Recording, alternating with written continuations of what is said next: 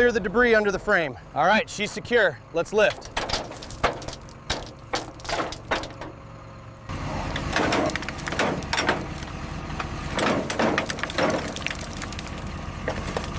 Look at the state of the undercarriage. Yeah, extensive corrosion here, but the engine bay seems salvageable.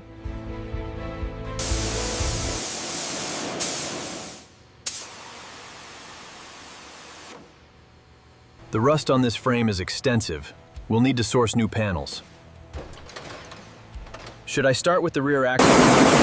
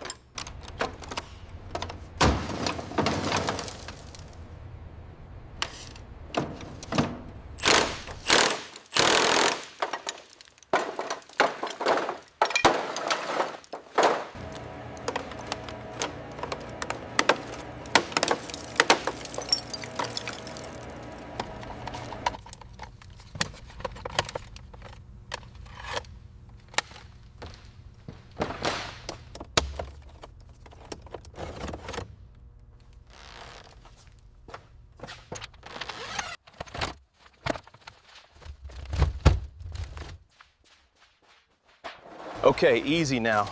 This thing is really seized. Got it. Watch the rust cascade.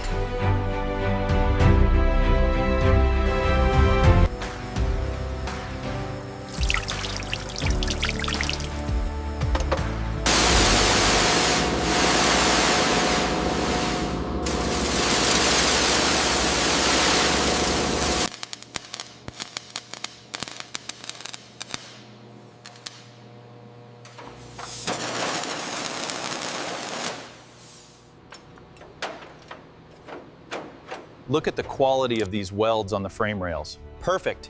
The engine specs are logged and ready.